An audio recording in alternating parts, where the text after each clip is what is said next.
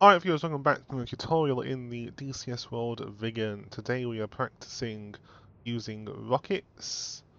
So let's get right into that. So first things first, we have to make our current waypoint, our target waypoint, which is waypoint 1 in this case, a target point. You'll do this by coming down on this dial here, the data power selector, set this to tact, select in, type in 9, and press the waypoint you want to change from this list here. We'll press B1, and you'll see now B1 has become M1, signifying its target. Let's set this back to actual position.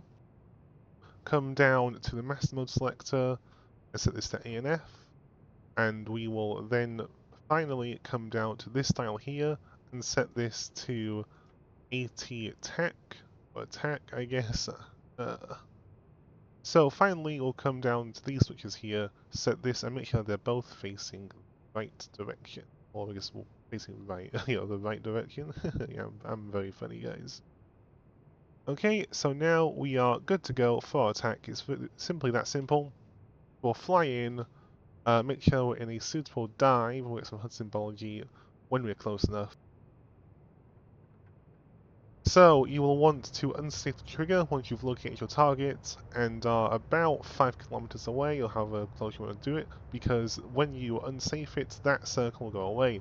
Finally, finally make sure your HUD is in the down position. You do this by clicking this point here. That'll lower the HUD. Now you are supposed to fly it up for cruising, that's why it spawned up, but I fly it down all the time. So we're approaching the target. We are about 10 kilometers away. We'll start our dive now. There should be... Okay, there we go. We're getting HUD symbology now. Now, last thing to do before we attack. Now, you should have done this on start. This is their start, so it didn't do it. You want to find the QFE of your target. You can do this one of two ways. Either your kneeboard will have it if it is a pre-made waypoint, so you see 1008. Or, like I said in my startup tutorial, you can also find the QFE using a calculator. I use a website which I think I might have linked in that video, but I'll link in this video too, just in case I didn't. So now we have QFE. Again, do this well before this point. I'm just doing this because I just forgot to do it. But set QFE way before you get to this point, because you won't be able to pause it. So let's go in, fly in, and I'll pause it again in a second. So we're getting symbology. And once we get close enough, it should change.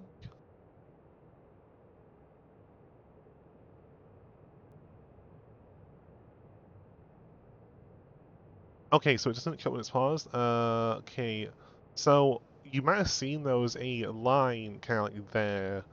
Now, once that line gets between these two wings here and it starts flashing, that means we're in range, we can fire. So I'll just show that now. Let's also unsafe the trigger. So you see that line, it's flashing now, and we can fire.